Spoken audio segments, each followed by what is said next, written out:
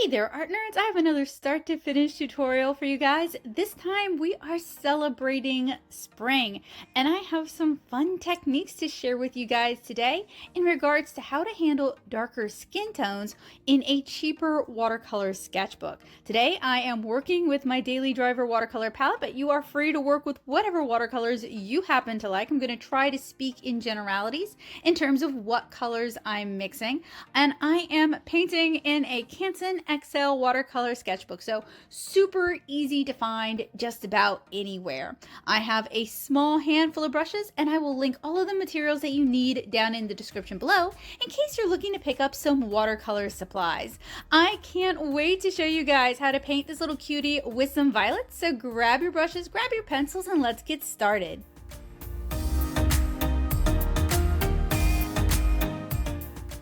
As I mentioned earlier, I am painting in a Canson XL watercolor sketchbook. Here are some of the other start to finish watercolors that I've done in this sketchbook, just to give you guys kind of an idea. If you're new here, some of the other tutorials that I have for you guys, we've almost filled up this sketchbook, which is really exciting because it's been a while since I finished up a watercolor sketchbook. We have a blank page here, and then over to my left, I have my thumbnail sketch that I'm going to be kind of working over in the sketchbook. So I am working with Pentel red lead for this, and I adjusted the color a little bit on the camera so you can hopefully see the red lead a little bit better.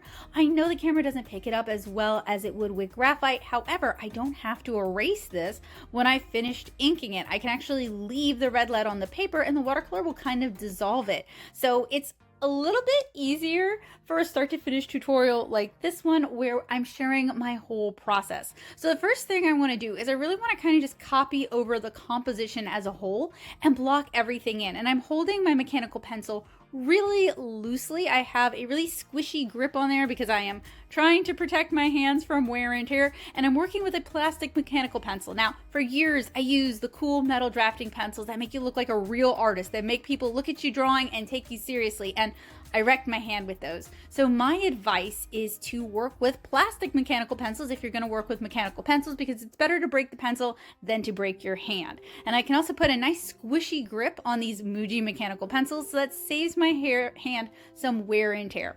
So I have a lot of tutorials here on the channel where I walk you guys through my process of sketching and drawing people from start to finish, and I am using a method that is called volumetric drawing or constructive drawing. I have tutorials that go really into depth on that as well, including a multi-class series that I created on how to draw anything. So if you are new to drawing and you'd like to learn how to draw people, I've got you covered. Make sure you check the cards and check the description below. We are moving at 8x speed, and I know from polling you guys that one of your bigger pet peeves with art tutorials on the internet is that you can't see what's going on and people move too fast and don't explain well enough what they're doing. So in very basic terms, we blocked in our composition, then I start to block in and refine my figure, and then I start to block in and refine what she's wearing.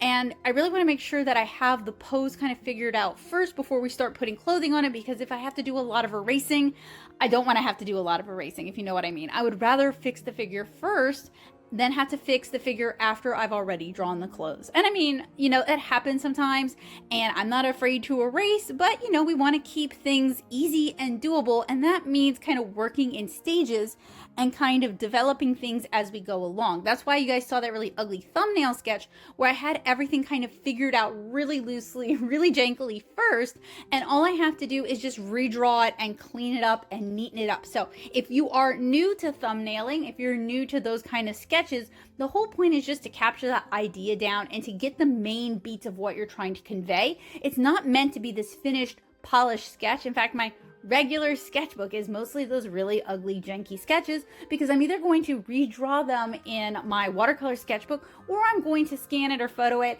and then redraw it digitally. So I'm really not concerned about it looking that attractive because it's really not the final stage, and it's just a way for me to get my ideas out as quickly as possible and have a place where I can store those ideas. So I never really deal with art block because I'm always kind of sketching out these little ideas that I can refine later on. The only time I have art block block is when my hands are just all locked up and I just can't draw at all, because I have this repository of sketches that I can turn to when I'm feeling, a little less inspired.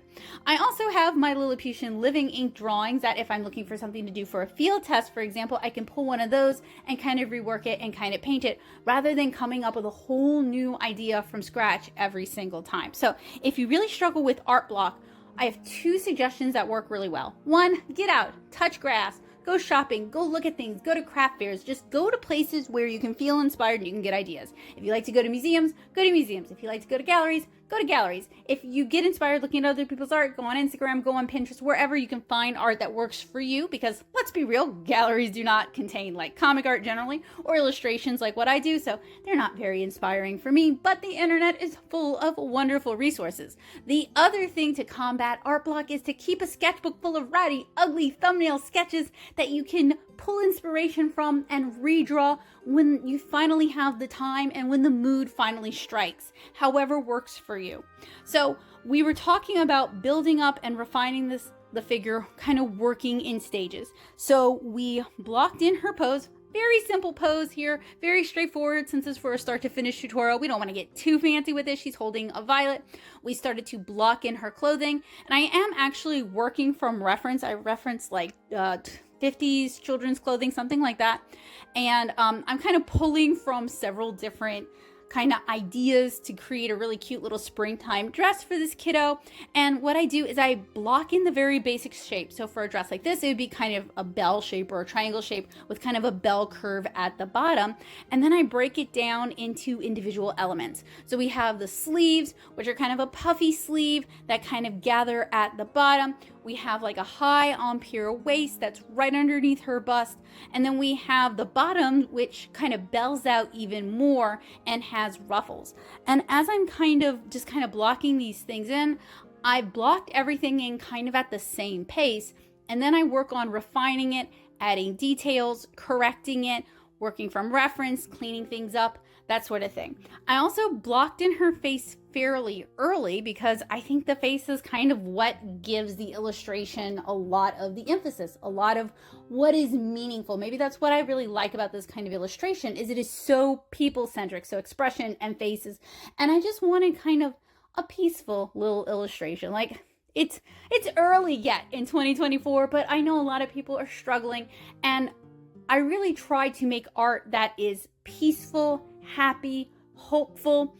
It's escapism for me. I'm somebody who has a lot of anxiety, and so when I make art, I want to make peaceful art that can be relaxing, that I enjoy spending time in, and that I hope people enjoy looking at. It doesn't have to be deeper than I wish the best for you. I wish happiness, calmness, peace, and goodwill for you.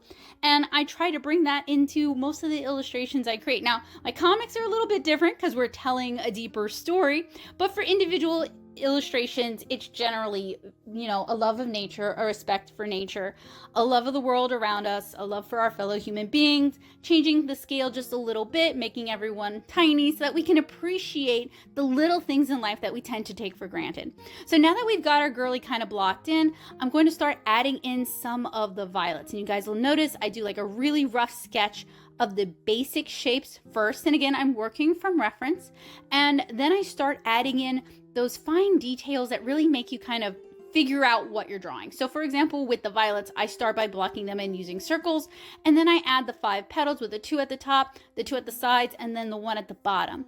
And then for the violet leaves, they are heart-shaped with serrated edges, with the serrations going towards the bottom point of the heart. So learning how to notice those little details, those little things that allow you to kind of caricature things so that it looks like what it's supposed to be, will not only help you become a better cartoonist, but it'll help you become a better realism artist as well, because you're noticing all those fine details and really bringing them to the forefront.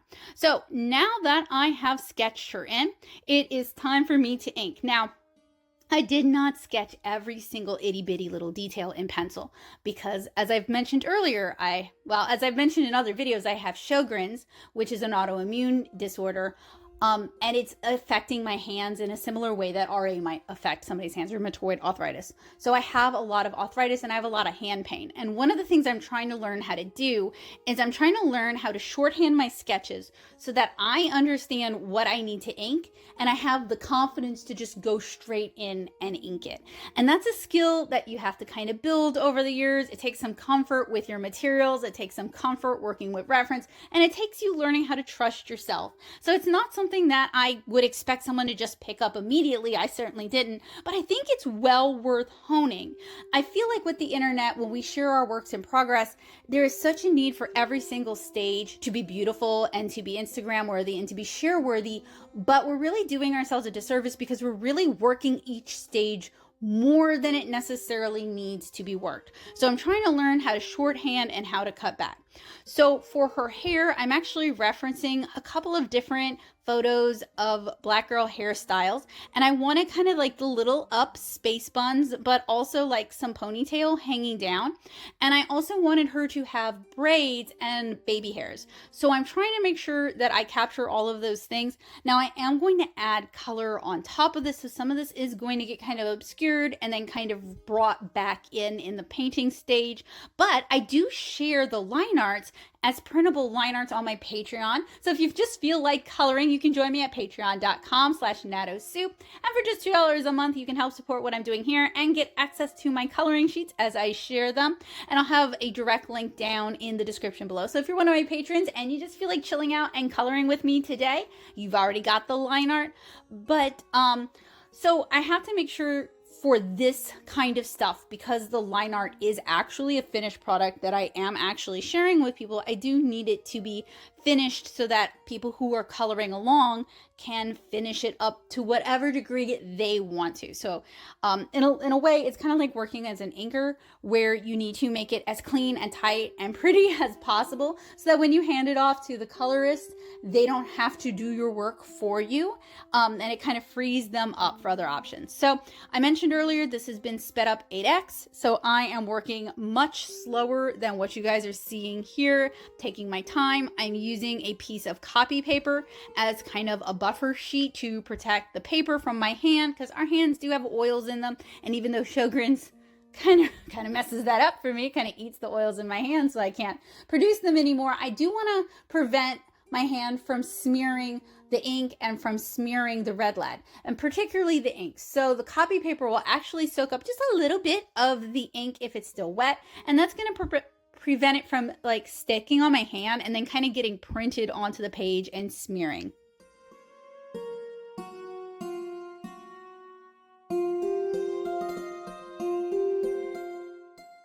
So I just double checked myself. I'm actually working at 4x, not 8x. So not quite as sped up as I was thinking, but I'm still working fairly slow. I think it took me about 30 minutes real time to ink this. And I am working with a Sakura Pigma brush pin. So it's a brush pin that I am super familiar with. I put a cushy grip on it to protect my hand yet again. And if you're interested in like good cushy protective grips for people with hand issues, I can do a whole video about that, especially as I'm continuing to learn about that more and more myself. And I'm just kind of like taking my time, listening to music.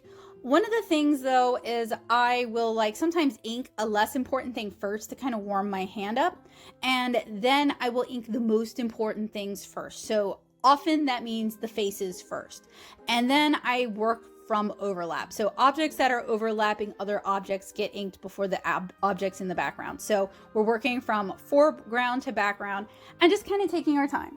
And I'm working with a brush pin because this thing has all of the line weights in the world in it. If you have a really light grip and apply very little pressure, then you're going to get a really fine wispy line art. If you really bear down and you apply a lot of pressure, you're going to get a much thicker line weight. And I just find these so much easier to work with than like felt tip pins or fixed width pins or microns.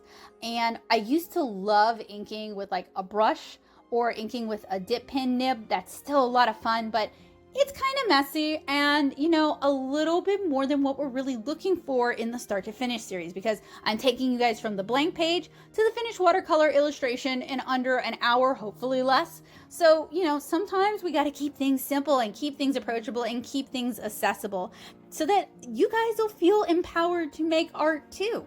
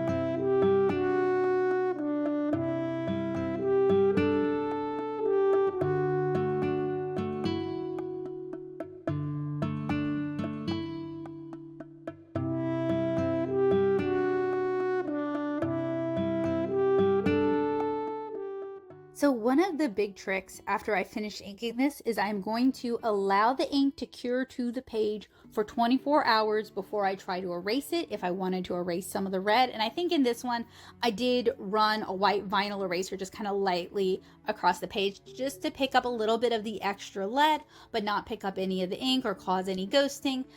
And before I start painting it. So this gives me a chance to scan it and to correct my scans so that I can share it with you guys.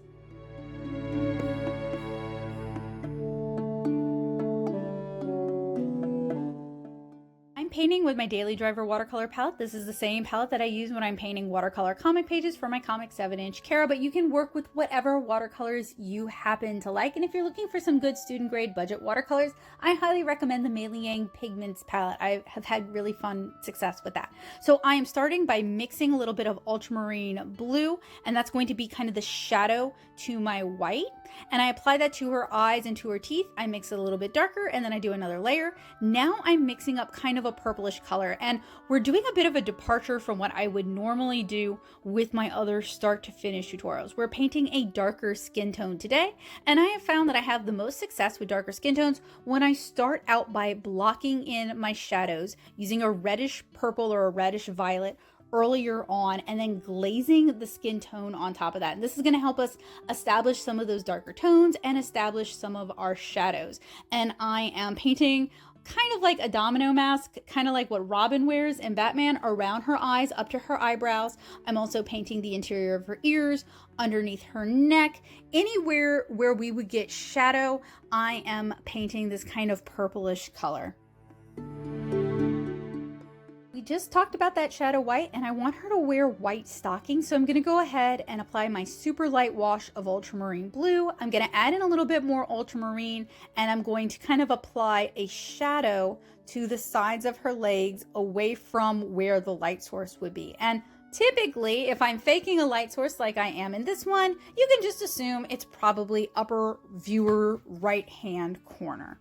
So now we're going to start mixing up her skin tone. And I actually have a couple of, they're not really charts, but a couple of examples I want to share with you guys from a live stream that I did on mixing and painting different skin tones for cartoony art a couple years ago. And this is actually something that I'm referencing while I'm working on this illustration, because I noticed that in my start to finish series, I shy away from darker skin tones because this paper doesn't always handle darker skin tones particularly well.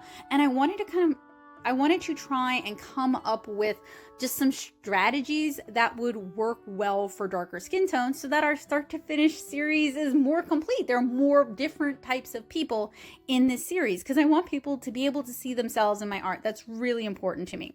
So I mixed up a brownish skin tone color, I think using a little bit of burnt umber, which is one of my favorite browns to use, with probably a little bit of burnt sienna in there. So for her, I'm going for a warmer sort of skin tone, but you know, people have all sorts of different skin tones and all kinds of different undertints to their skin tones. So there isn't like a 100% right or wrong way to do this. And I encourage you to experiment and come up with your own favorite mixes and maybe share them with me if you feel like it.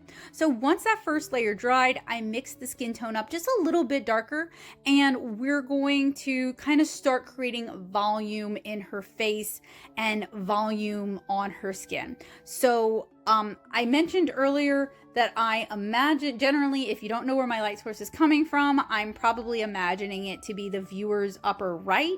I think since she's kind of looking at the viewer, but that side of her face is kind of turned away from the viewer, I decided to go kind of left-hand side more than right-hand side for this one, just to make shading, again, because this paper does not necessarily like a lot of layers. It doesn't like thick layers, to just make it a little bit easier for me. I actually have a start to finish that I never shared with you guys of a young guy. I was too ambitious with this one. He had a darker skin tone. He's holding glowing crystals. He's in a dark cavern. That sounds really cool, but the execution was just all wrong. I was trying to do too many things while I was also trying to figure out how to do them in a simplified way. And so I was a little bit gun shy when working on this one because I didn't want this one to fail too, because I felt like the sketch was just really cute and I really wanted it to succeed. So while I'm waiting for her skin tone to dry, and I'm also waiting for evaporation to do a little bit of my work for me and to saturate some of my colors a little bit for me, I'm going to start on the violets. And I have a really light dioxine purple mix, so it's a little bit of dioxine purple because a little bit goes a long way, and then a whole lot of water. And generally, if I am painting real world objects like violets, I'm working from reference. Even if I'm not going one for one, as you guys can see, my work is absolutely not realism. I still want to have a good idea of what I'm painting. And I have a bit of aphantasia, which means it's harder for me to visualize what things look like with like a photographic memory in my head. So I am a big one for if I don't know what it looks like, and that's so many things, I just go ahead and look it up. And that way I can work from that reference.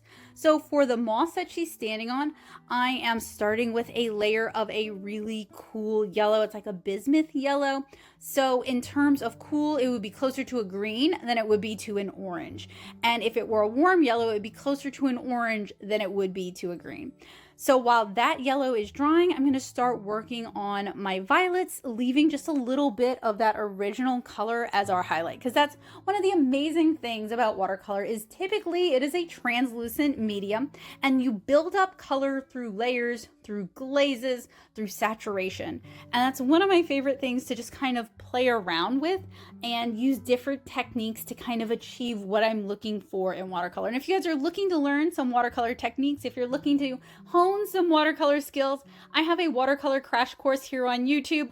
Obviously, it's free for anybody who wants to watch it. It's a playlist, and I'll make sure to link that for you guys down in the description below. It's full of great techniques that I use all the time.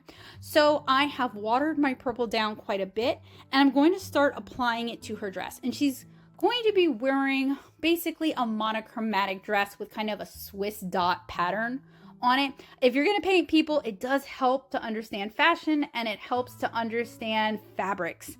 So if I'm throwing terms that you guys don't necessarily know, it's a great time to start learning. Anyway, it's a monochromatic dress with a Swiss dot pattern. So what I mean by a Swiss dot pattern is you see the little polka dots on it. Those are going to be kind of woven into the fabric. So they're going to have some weight and they're going to cast a little bit of a shadow. And I'm also going to try to work a little bit of translucency or delicateness into her dress as well. So I'm letting that first layer on her dress dry, and we're going into our moss again. And I'm using Daniel Smith's Undersea Green. Obviously you can paint with whatever colors, whatever brands, make your heart sing, but I'm going to mention this one by brand specifically because it is a color you guys see me use a lot.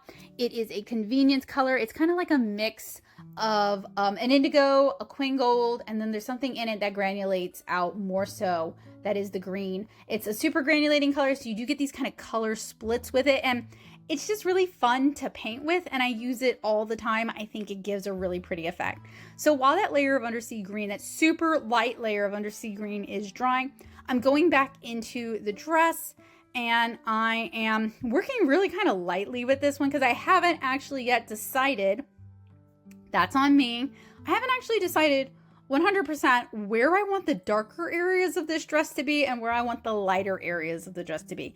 I know I want the ruffle to be lighter. I know I want the top to be lighter. And I'm starting to add in a little bit of volume, as you guys see, with a slightly more saturated purple mix. And I'm kind of trying to work with the ruffle. So basically where you guys see those little V's, those are meant to indicate that the fabric has kind of doubled over on itself, that there's like a pleat or a ruffle or a pin tuck in there. And that's generally where I'm going to add the shading. And if you are painting fabric, especially dresses, it really helps to think of them as like a cone or as like a cylinder. And on that note, I actually have tutorials on rendering those shapes, but I think it would be beneficial to me and maybe to you guys if I did a new set of tutorials on just painting those basic shapes, capturing the lighting and capturing the contrast. So if that's something you guys would be interested in, because I definitely think I could use a bit of a refresher too, let me know down in the comments, because I do take y'all's suggestions seriously for the kind of stuff that I'm working on. So I have started by adding a little bit of the purple to the beads in her hair, and I also added a little bit of that like purple shadow underneath the dots on her dress to give the illusion that this is Swiss dot Swiss dot fabric. Why is that such a tongue twister? I think because I am trying to talk very quickly because this is a time lapse. So something I want to point out while we're painting is you see that metal bar across my sketchbook page? That is a Chinese watercolor weight. I love these things. I use them all the time. They are easier in many instances than using a clip because sometimes I struggle to get the clips open, and I can reposition the Chinese watercolor weights just really easily. I really like those things. And if you're looking for solutions to holding your paper down and keeping it from buckling too badly while you're painting, that might be a good one. So I have mixed my undersea green a little bit more saturated, and I'm going back into the moss and doing kind of like a short like a fur or like a grass sort of brush stroke. And I am leaving some areas of highlight, like the lights hitting the moss, and that's just going to add a little bit of extra definition and a little bit of extra visual interest. I am also adding a little bit of red to her cheeks and to her lips, her upper eyelids, her elbows, the tips of her fingers. And I also made sure that as I was adding layers to her skin tone, that I tried to keep the palms of her hands just a little bit lighter than the rest of her skin tone. So while I'm waiting on that to dry, I'm going in with a darker, more saturated violet color, and I am working on our violets. And basically I am kind of trying to convey the idea that the petals are curving in space. So I am leaving the middle of the petal lighter and kind of adding more color as we reach the edges of the petals. And violets come in a few different purpley-ish colors, so you can paint your violets however you wish, but I would recommend working from reference from real life if you got it, if you don't have a photo memory, like so many of us do not have a photo memory. So now that I've got her dress a little bit more established, I kind of know where I want to add these darker areas of contrast, and the purple ribbons are definitely going to be one of those areas. I'm also going to do the loops that connect the ribbons as well.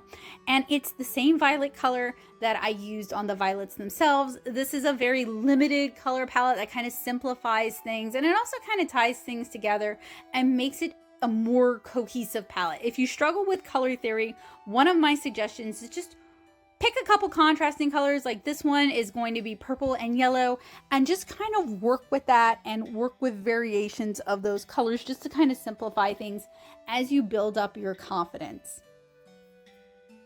So I have mixed our skin tone a little bit darker, and I am just adding in some more shadow. I also painted underneath her hair. So she's going to have very, very dark, maybe black hair for this, but you're going to be able to see her scalp a little bit because she's got braids, and then she's got hairs kind of connecting those braids, if that makes sense.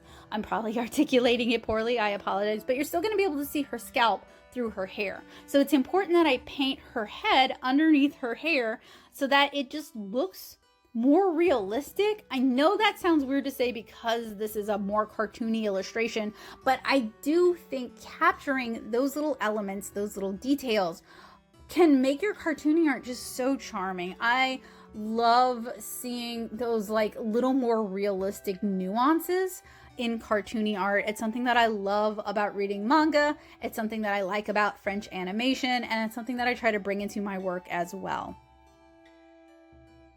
Now, if you're not super confident in mixing skin tones, burnt sienna is a wonderful kind of handhold color because in dilution, it can be a really nice, very pale skin tone.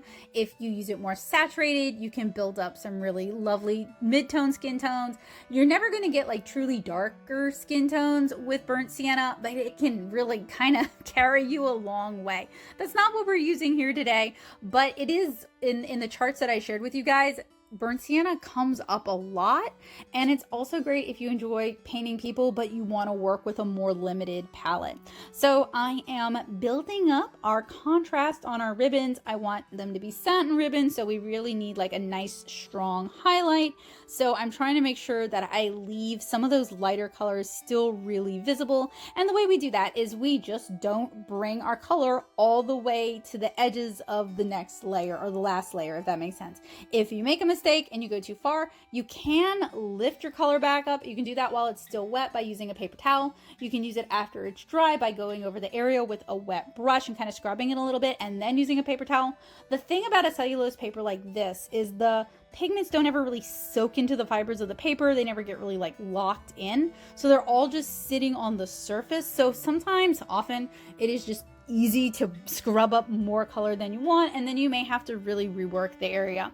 That isn't the worst thing in the world. It kind of makes it forgiving for sketches, but it is something to be aware of, and it could be frustrating if you weren't aware of that and you just meant to take up a little bit of color and you end up taking up too much. Now, I have been painting on inexpensive cellulose papers in addition to more expensive cotton rag papers for a long time. I still use cellulose papers all the time when I'm painting my comic.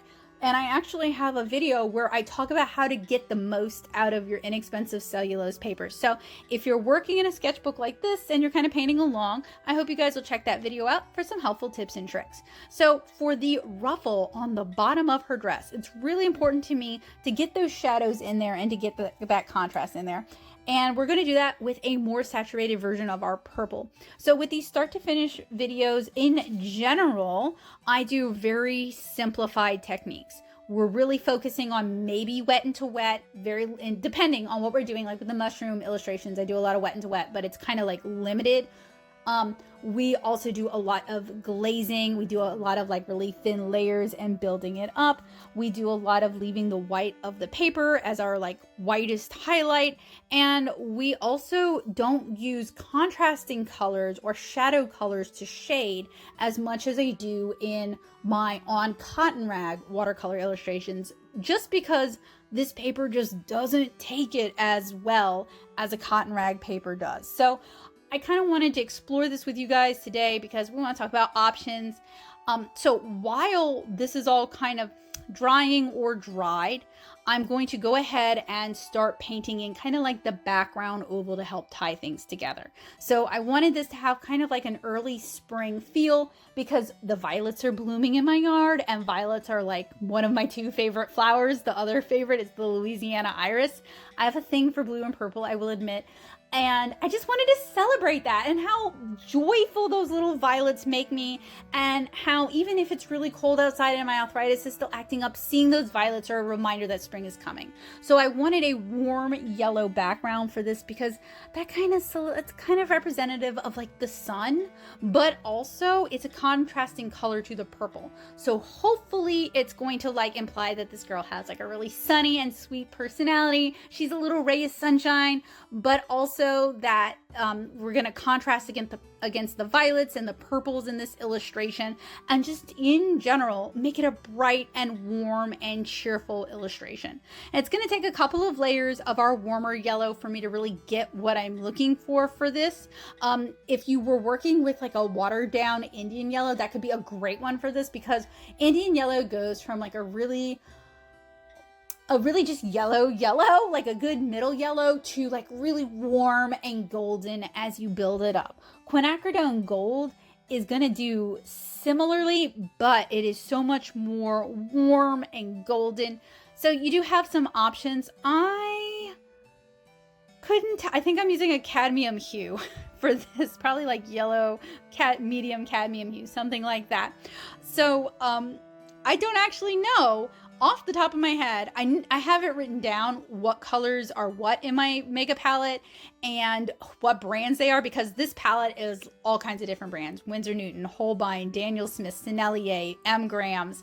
If I like a color, PwC, if I like a color from a brand, it probably is going to go in this palette. So I can't always tell you guys off the top of my head, but really, we're not doing watercolor step 1, step 2, step 3. I do have tutorials in my Stash Buster series where we do step 1, step 2, step 3. In the start to finish, hopefully I'm encouraging you guys to try something new and to experiment and to take some risks. And it's very nature and people focused, because those are the things that I love. So after kind of blocking in the background with our warm yellow, I decided that her skin tone wasn't quite dark enough. And I know she looks a little bit ridiculous right now because she looks like she's bald with like 2 buns in the back. We're gonna get there. We're gonna work on her hair, I promise. I just find it really helpful to kind of build up her head and her scalp, because you're going to be able to see that through her hair eventually, to build that up now rather than trying to paint that in later on. So I grabbed a little bit of very cool yellow, and I'm using that to dot the little dots on her dress. So the Swiss dots on her dress, kind of like how some violets have this like bright yellow center. I'm trying to kind of like reference that. And I'm adding that to the violets as well. So we're kind of mirroring in her dress what we're seeing in the violets. So I have mixed up an indigo blue, maybe with a little bit of phthalo in there. And I'm going to go ahead and start painting the heart-shaped leaves of the violets. And this is a beautiful color. It's a really nice, cool, rich, darker sort of blue, and we're going to layer on top of this, but the color itself is beautiful. And this kind of phthalo is something that I use all the time when I'm painting plants and when I'm painting foliage.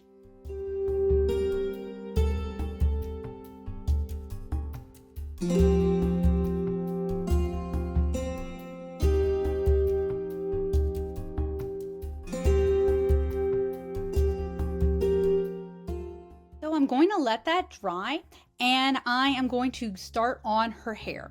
And I feel like it kind of skipped some. So basically I mixed some sepia with some lamp black, and I painted the first layer, and it's really more of like a gray color. That is fine. With watercolor, you want those like lighter, less saturated layers. Those are going to be our highlights. I add some more black to the mix, and we start building up our color. And I'm still leaving, so on her scalp, she has like these little braids that I'm painting, but I'm leaving the baby hairs until kind of the very end and kind of the final details, so that I can just kind of like finesse them, and I'm not going to be glazing over them and possibly melting them and reactivating them. So So for the violet leaves, I want this really like rich jewel green. So I have some Hooker's green and I am glazing that on top of our phthalo blue. And when I paint with watercolor, I primarily use rounds and quills. They're not quite the same thing, but they are very close to the same thing. I like them both. You guys see some Diane W squirrel quills and you guys see some silver black velvet quills. I am working with mixed fiber brushes for the most part, so it is both synthetic and squirrel. I know a lot of people who like synthetic. I struggle with synthetic because I find that it can scrape up the pigments off of the paper, but use what works for you, use what you like, use what brings you joy. If you ever have the option to try out other kinds of brushes, whether a friend has them or you are able to go to like an art event or something, I really encourage you to do so. Because you may just discover your new favorite brush, or it may just solidify what you liked about what you had to begin with. I do have some synthetic brushes. They're really helpful for applying gouache, applying really fine details, for applying masking fluid. But if I need to apply like a really juicy wash like we're doing right now, where we're adding another glaze of our phthalo blue mix on top of our Hooker's green to start adding in some shadows, I find that natural hair brushes just hold water better. They don't drip drop all over my paper. I really struggle with water control if I'm using synthetics, and I really don't struggle with water control if I'm using mixed fiber and natural fiber brushes. So as we are progressing with this painting, I am working from large watercolor brushes to smaller watercolor brushes. You want to work with the biggest brush you're comfortable with using for the area that you're painting. And one of the reasons we're going to do that for cellulose is cellulose dries with the atmosphere. So if it's a humid day, it's going to stay wet forever. If it's a dry day, it's going to dry really quick. And if you're painting with a teeny tiny little scratchy brush and you're painting a large area, it's going to look patchy. It's going to look scratchy. So you want to paint with the largest brush that you're comfortable with painting with. We're adding some of the smaller details to her hair right now. So I'm working with a really teeny tiny little silver black velvet brush, and I'm trying to make sure that I leave some highlight in her hair so you can see all those tiny little braids and you can kind of see the definition of the hairstyle. So I already started her shoes kind of when I started her hair, and so her shoes right now are a really kind of dusty gray color. They are going to be like little black patent leather shoes. They're going to be super cute, but we do need those lighter, less saturated layers to build up into our highlights. So, you know, if you like how I paint, if you like how I end up with like really bold, saturated colors with my watercolors, know that those prior layers are often less saturated, less impressive, more pastel, and I just kind of keep working at it and I keep building up to it.